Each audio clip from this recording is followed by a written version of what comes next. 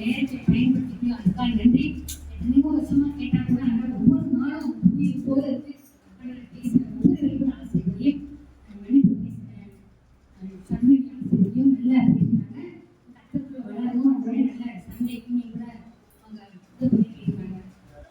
சமைக்கிறதையும் ஆசீர்வாதத்தை பேசினாங்க. கேள்விப்பட்டேன். ரொம்ப நல்லா பேசுறீங்க. நாங்கள் இன்னைக்கு நல்லா பேசுறீங்க. கட்டத்தை இந்த மாதிரி வளர்க்கணும். கட்டத்துல இந்த வார்த்தைகள் வளரும்போது கண்டிப்பா நான் எப்போதும் சொல்வேன் மாம்சத்துக்கு கூட அவங்க வாழ்க்கை நிச்சயமா முன்னேறும்.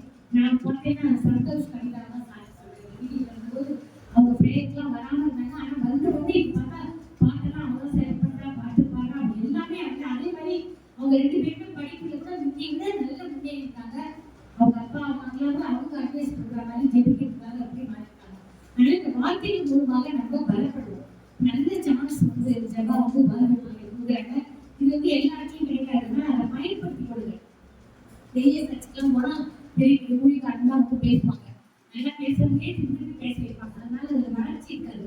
ஆனா இந்த மாதிரி சின்ன பிள்ளைகளை பேச வைக்கும்போது அவங்க வந்து என்ன ஆகும், கண்டிப்பா சாதாரணமா படிக்கிறத விட நம்ம பேசணும்னு சொன்னா என்ன பண்ணுவோம், இன்னும் ரொம்ப ஆழமா பேசணும். கருத்துக்கு மூலமா இல்ல ஆசீர்வாதமான வாழ்க்கையை வந்து இது வந்து கவனத்தோட எல்லாரும் கேட்டு அந்த பிள்ளைகளை வந்து ஆசீர்வதிக்கிறோம். அந்த பிள்ளைகளுக்காக நம்ம ஜெபிக்கணும். கர்த்தர் வந்து மன்னிப்பு பற்றி சொன்னபோது நல்லா இருக்குது. நம்ம மன்னிச்சோம்னா கர்த்தர் மன்னிப்போம். நான் ஒரு வேண்டிக்கிறேன்னா எனக்கு கர்த்தர் அதை செய்யணும்னா நான் முதல்ல அதை சாட்சியா இருக்கணும். நான் பிறரை மன்னிக்காத நான் எப்ப பாரு கோவப்பட்டு நான் சண்டை போட்டு எல்லாம் பண்ணிட்டு இருந்தேன்னா கர்த்தர் நம்ம மன்னிப்பு கேட்டா கிடைக்காது. யாருக்குமே தப்பு செய்யாதவங்க இந்த உலகத்துல எல்லாருமே தப்பு செஞ்சோம். அதுக்கு லிமிட் கிடையாது. இத்தனை அத்தனை. ஆனா கர்த்தர் திருடவும் மன்னிக்கிறார், கொலைபடுறவங்க மன்னிக்கிறார். அப்படியெல்லாம் நம்ம சுத்தியில யாருமே இல்லை. சின்ன சின்ன தப்பு பண்ணுவோம், கோவப்படுவோம், எரிச்சல் சில சமயம் நமக்கு வந்து நம்ம பிள்ளைகளே நம்ம பணத்தை கேட்கணும்னா என்ன கோவப்படும். ஆனா அடுத்த நிமிஷம் அந்த கோவமே வந்து நினைச்சு இருக்காது. அடுத்த நிமிஷம் என்ன பண்ணுவோம், இந்த குழந்தைகளை மன்னிச்சு பண்ணான்னு சொல்லுவோம். இப்போ நம்ம தேவன் அப்படி இருக்கிறதுனால அந்த மன்னிப்பை நம்ம பெற்றுக்கணும்னா நம்ம கரெக்டாக மன்னிப்பை கேட்கணும். செஞ்சுக்கலாம். ஆனா அவங்க சொன்ன மாதிரி மன்னிப்பு பெற்றுக்கொண்டாதான் நம்ம பாவத்துக்கு மன்னிப்பு பெற்று அப்படி இறக்கத்தை பெற முடியும். நாம பத்தியாக்கு மன்னிச்சாதான் கர்த்தர் என்ன பண்ணிக்கிறாங்க. கஷ்டம் செய்யாதவங்க யாருமே இல்லை. ஆனா நம்ம அந்த மனசுல வச்சுட்டு மனைவி பிள்ளைகளாட்டம் சில பேருக்கு பார்த்தீங்கன்னா கணவன் மனைவியும் தவறு செஞ்சு மன்னிப்புக்காக பேசாமே இருப்பாங்க. நிறைய பேர் கேட்கிறேன், நிறைய நாள் கணவன் மனைவி பேசாமே இருப்பாங்க நிறைய வருஷம். அப்படிலாம் அது இருக்கக்கூடாது. கர்த்தர்கள் இருக்கிறவங்க சண்டை வரும்தான். ஆனா யாருமே சண்டை படாமல் இருக்க மாட்டாங்க கணவன் மனைவி. அப்படி சொன்னா அது போய் தான். ஏன்னா யாரும் வேற ஒரு குடும்பத்திலே வந்து இன்னொரு குடும்பத்தை வந்து ஜாயின் பண்ணாங்க எப்படி இருந்தாலும். ஸோ அந்த குடும்பத்தோட பழக்க வழக்கங்கள் தான் அந்த பொண்ணுக்கு இருக்கும், இந்த குடும்பத்தோட வழக்கம் அந்த பையனுக்கு இருக்கும். அதனால ரெண்டு பேரும் சேர்ந்து வரும்போது சில பிரச்சனை வரலாம். சில பேர் அவங்க அம்மா வீட்டில் அப்படி இருந்தீங்க, எங்க அம்மா வீட்டில் அப்படி இருந்தீங்க, ரெண்டு பேரும் மன்னிக்க குணம் வராங்க. அந்த மாதிரி மன்னிக்கிற குணம் வரணும்னா முதல்ல நம்ம கத்துக்கிட்ட மன்னிப்பு பெற்றுக்கணும்னு நினைச்சா கண்டிப்பா நம்ம என்ன மத்தியால நாம மன்னிக்கலைன்னா கத்துற என்ன மன்னிக்கணும் அதை நம்ம நினைச்சுட்டாலே கண்டிப்பா கத்துறதுல நம்ம மத்தியால மன்னிப்போம். சண்முகிக்கு கத்ததான் ஆசைப்படணும். மேலுமே அவங்களுக்கு கத்தத்துல பலப்படும். அப்படி இந்த ஆத்மா ஆவியில் அவங்க பலப்படும்போது கண்டிப்பா உலகத்துக்கு உட்பட்ட காரியங்களை கூட கண்டிப்பா கத்துறவங்க ஆசைப்படுவாங்க. மேலும் அவங்க படிச்சு முன்னுக்கு வருவா, அவ குடும்பத்துக்கு சாட்சியா இருப்பா, குடும்பத்துக்காக ஜெபிப்பா, மற்றவங்க ஜெபிக்கும் போது கத்த நிறைய ஆத்மாக்கள் மூலம் உங்களுக்கு சேர்ந்த புதுத்தட சகோதரிகளுக்கு மேலும் ஆசைப்படுவாங்க. ரெண்டாவது வர ரட்சிப்பு கல்வி பேசுறாங்க. அவங்க நல்லா பேசுறாங்க. முன்னாடி சொன்ன கல்விக்கு கல்விக்குன்னு கர்த்தர் வந்து அவங்க மேலும் ஆசைப்படுத்தணும். அந்த ரட்சிப்பு நம்ம பெற்றுக்கணும்னா பாதுகாப்பு மாதிரி தான். ரட்சிப்புக்கு என்னன்னா கர்த்தர் நம்ம பாதுகாக்கணும். நமக்கு வாழ்க்கையில மாசம் துன்பம் இருக்கும். ஏன்னா என்னெல்லாம் மாதிரி சொன்னீங்கன்னா வயசானவங்க நடந்து வரதே கொஞ்சம் கஷ்டமா தான் இருக்கு. 60 வயசுக்கு மேலேன்றாங்க. கர்த்தர் எனக்கு 74 வயசு கொடுத்தே கர்த்தர் நடத்துனா என்ன நடத்தி வர அதுக்கு நம்ம நன்றி சொன்னாலுமே நமக்கு நிறைய பிரச்சனைகள் வரலாம் தான். ஆனா எல்லாரும் வந்து கர்த்தர் கூட பாதுகாக்கணும். பாவத்திலிருந்து நம்மளை பாதுகாத்து வழிநடத்தணும். அப்ப நமக்கு என்ன பண்ணணும்னா கர்த்தருக்குள்ள இருக்கும்போது கண்டிப்பா அந்த ரட்சிப்பு நமக்கு கிடைக்கும். ரட்சிப்பு பாதுகாவல் கொடுத்ததான் கர்த்தர் நமக்காக பாவ சுமக்கு தீர்த்து சிலுவையில அடைச்சிருக்கிறார். அப்படி ரட்சிப்பு பெற்றுக் கொள்ளும்போது நம்மளுக்கு நம்ம பாவத்தெல்லாம் அறிக்கையிட்டு முன்னாடி சொல்லி மன்னிப்பு பெற்றுக்கொள்வதோடு இருந்தாங்க. நம்ம பாவத்துல கத்தக்கிட்ட சொல்லி என்ன மன்னிக்கன்னு கேட்கணும். வெறும் அந்த மன்னிப்பு கேட்காது. ரட்சிப்பு நம்ம பெற்றுக்கொள்ளணும்னா பாதத்தில் அமர்ந்து தண்ணி விட்டு நெக்குருக்கி நொந்துருக்கிப்பாங்க. கத்தர் வந்து சோத்திர வலியை விட, அதாவது வலின்னா பழைய காலத்துல எல்லாம் குடாலம் ஆடு அதெல்லாம் பண்றாங்க. அந்த மாதிரி இல்லாத சோத்திர வலி செலுத்துங்க, மன்னிப்பு பெற்றுக்கொள்ளுங்க, என்னை புதியுங்க.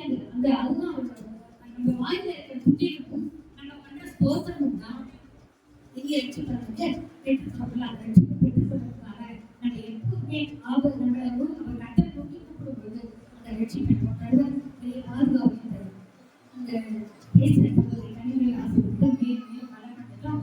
அவர் வாழ்க்கையில கூட இன்னுமே கத்தற்காக ஊழியம் செய்யவும் மாசுக்கு உட்பட்டு அவருடைய காரியங்களை எல்லாம் கற்றுக்கூடவே இருந்து மூணாவது ஊழிக்கு அப்புறம் பேசினாங்க. உதாரணம் சொன்னாங்க, நல்லா இருந்தது.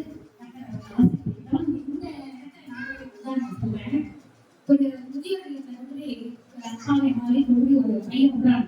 ஏன்னா பொண்டாட்டி பேச்சு கேட்டு நிறைய பேர் கல்யாணத்துக்கு வரைக்கும் பசங்க என்ன பண்றாங்க, அம்மா பேச்சு கேட்டு அப்பா பேச்சு கேட்டு இருப்பாங்க. இந்த அம்மா பேச்சு கேட்ட பிள்ளையெல்லாம் பொண்டாட்டி பொண்டாட்டி பேச்சு கேட்க ஆரம்பிச்சாங்க. அவங்க வீட்டு கேட்டுக்கிட்டு பணம் எடுப்பாங்க. அவங்க வந்து சப்பு சொல்ல முடியாது. பொண்டாட்டி பேச்சு கேட்கறதுனால இந்த மனைவி என்ன பண்றாங்க, சொல்லுவாங்க, ஊதுவாங்க, கல்யாணி வந்தாரு அந்த மாதிரி ஊதிட்டே இருப்பாங்க. அந்த அந்த கணவன்மார்கள் வந்து கணவனுக்கும் அம்மாவுக்கும் மத்தான மாதிரி ரெண்டு பக்கமும் அடிச்சுட்டு அவங்க வேற வழியே இல்லை. இந்த பக்கம் அடிச்சுட்டு நிறைய ஆடுறாங்க அந்த பாவம். ஆனால் நம்ம வந்து ரொம்ப ஜாக்கிரதையா அந்த கண்ட்ரோல் பண்ற ஒரு இது பணம் கிடையாது. இந்த கண்ட்ரோல் பண்றது நீ அந்த இடத்துல இரு. நிறைய இதெல்லாம் பண்றேன் நீ அம்மா நீ வீட்டுக்கு அவங்க சொல்லாத கூட உங்களுக்கு சண்டை போடுற பார்த்துட்டு அந்த அம்மாக்காரி என்ன சொல்லுவாங்க, என்ன நீங்க ரெண்டு பேரும் சந்தோஷமா இருக்கும், வயசாயிட்டு உங்க என் வாழ்க்கை என்ன முடிஞ்சு போச்சு, அவருக்கு என்ன முதிர்வு சேர்த்துதான். இப்படி கேட்கும் போது ஒரு சகோதரனும் ஒரு சகோதரியும் இந்த முதிர்வு அந்த பையன் ஆறுக்குள்ள கொண்டாடி எல்லாம் அனுப்புறாங்க முதியவர்கள். இது கொண்டு என்ன போறான் பேசிட்டு இருந்தா முன்னாடியே தெரியுமா உங்களுக்கு அப்படின்னு நீங்க கேட்கலாம். தலையில ஒண்ணு சொல்லாத ரெண்டு பேரும் உள்ள போயிடறாங்க அந்த ரூமுக்கு. இதை கேட்கல எப்படி அப்படின்னு சொல்றாங்க. ஆமாப்பா 25 வருஷத்துக்கு முந்தி உங்க அப்பா எங்கே எடுத்து வந்தேன் உடனே நீ அனாதியா அவங்க எடுத்து வருவாங்க. 25 வருஷம் பார்த்து வளர்த்துங்க அவங்க சொந்த புரியுது. ஆனா இது வரைக்கும் அவன் அப்பா அம்மா நாங்க வந்து கத்தெடுத்தோம் அந்த குழந்தைன்னு சொல்லவே இது ஒரு இது இந்த மாதிரி பண்ணோம்னா அவனுக்கு ரொம்ப கஷ்டமாயிடும். பொண்டாட்டி பேசி கேட்டு அம்மா அப்பா கொண்டு விடுறோம். அப்பதான் குழந்தை அனாதையா இருந்து இதுல கூட படிக்க வச்சு எல்லாம் பண்ணிருக்காங்க. நம்ம கொண்டு விட்டோமே பராமரிப்பு வந்து இருக்கணும். ஆக்சுவலா சொன்னக்காக ஒரு வாய்ஸ் எவ்வளவு டிஃபரெண்டா பேசினாங்க நினைச்சேன். எல்லாரும் ஸ்திரீவான்னு கூப்பிடுறாங்க, தாயிரான்னு சொல்லுவாங்க. ஆனா அவர் வந்து உலகத்துக்கு உட்பட்டு மாம்சத்துக்காக பிறந்தா இருக்கு. அவர் மஞ்சகுமார் தெய்வ மஞ்சகுமாரா பிறந்து நம்ம கூட கஷ்டங்கள்லாம் அனுபவிச்சு இந்த உலகத்தை நானும் வாழ்ந்திருக்கேன், பரிசுத்தமா இருந்திருக்கேன் காட்டுதான் மஞ்சகுமாரா பிறந்தேன். ஆனா அவருக்கு அவன் அம்மா வந்து கர்ப்பத்தின் கணித ஆசீர்வச்சு இப்ப உலகத்துக்கு உட்பட்டு கணவன் மனைவி மாம்சத்துக்கு உட்பட்டு பிறக்கிற மாதிரி காட்டல பரிசுத்த ஆவியால அந்த குழந்தை இருப்பாங்க. ஆனா ஸ்திரீக்கு அவருடைய எந்த ஒரு பரிசுத்தமான குழந்தைதான் அந்த வாழ்க்கை உண்மையான தாயா கிடையாது. அந்த குழந்தையை கொடுக்கறதுக்காக ஒரு கர்ப்பம் தேவையா இருக்கு உலகத்துல. அதுதான் கொடுப்பாங்க. உண்மையான தாயா கிடையாது. தாயா வளர்த்தாங்க அதெல்லாம் கிடைக்கலாம். அதனாலதான் ஒரு ஸ்திரீக்கு அந்த டிஃபரெண்டா வார்த்தையை சொன்ன போது எனக்கு அதாவது ஒரு வார்த்தையானது எவ்வளவு பேர் வாயில வெவ்வேறு வருவாங்க. பைபிள்ல வந்து இப்ப நான் ஒரு வார்த்தையை எடுத்துட்டு நான் பேசுற மாதிரி இவங்க பேச மாட்டேன். ஏன் அந்த ஒத்துக்கொடுத்து இருக்கிற மாதிரி அது வந்து வெளிப்படும். அது வந்து கட்டணம் அது சொல்றது கரெக்டா நினைச்சுக்கேன். பரிசுத்த ஆவியால திரும்பத்தான் தெரிய உலகத்துக்கு மாம்சமா கர்ப்பத்துக்கு தெரிய வந்து வாழ்க்கை. அதனால அவர் ஸ்திரீகள் எப்போது சொல்றாங்கன்னா ஆனா அந்த தாயை மதிக்காம இல்லை. இப்ப நான் சொல்றாங்க கத்தெடுத்த பிள்ளையே அப்பா அம்மாவை மதிக்கல. ஆனா அவர் வந்து பரிசுத்தாவே நிறுவப்பட்டாலும் அந்த காரியத்துக்கு உண்டானது நம்ம காரியத்துக்கு அப்புறம் அவங்கள பராமரிக்கணும்னு தனக்கு உயிர்த்த அன்பான டீச்சரை கொடுத்தாங்க பேசினா அப்ப கண்டிப்பா அந்த வார்த்தை ஆசிரியர் நம்ம எல்லாம் தெரிஞ்சுக்கணும். தாயின் தலைமுறை கடன் பண்ணணும். அந்த ஒரு தலைமுறை தாயின் கடன் தான் நீடித்த நாட்கள் வந்து கிடைக்காது. பைபிளே இருக்கிறது அப்படி நாயகர் சும்மா பழைய காலம் மாதிரி ஒரு காணிக்கை கொடுத்து போது காணிக்கை கொடுத்தேன் எங்க அப்பா அம்மாவை நான் பராமரிக்கிறேன்னா பரவாயில்ல அப்படின்னு சொல்லிட்டு நம்ம ரசிக்க நம்ம அப்பா அம்மாவை பராமரிக்க எப்படி இருந்தாலும் சரி மற்ற சின்ன குழந்தைகள அப்பா அம்மா என்ன பண்ணுவாங்க அதுல நல்லா கிளீன் பண்ணுவாங்க சாப்பாடு கொடுப்பாங்க இப்பெல்லாம் அவங்க டிரைவர் கேட்டி கொடுக்குறாங்க இல்லைன்னா அந்த காலத்துல என்ன பண்ணுவாங்க ஒரு வாட்டி குறைச்சி வீட்டை குறைச்சி அப்படிலாம் நடத்துவாங்க அப்படிலாம் நம்மளோட நடத்த அப்பா அம்மாவை ஒருவேளை கடைசி நேரத்துல அந்த மாதிரி இருந்தா பிள்ளைகளை அவங்க பராமரி அதை விட்டுட்டா நம்ம ரத்தத்துல வெற்றி படைஞ்சு மன்னிப்பு பெற்ற நாம் சாட்சியா வாழ முடியாது இதை நம்ம எல்லாருமே நினைச்சிட்டு நம்ம அப்பா அம்மாவை கண்டிப்பா பராமரிக்கணும் இந்த ரட்சிப்பு மன்னிப்பு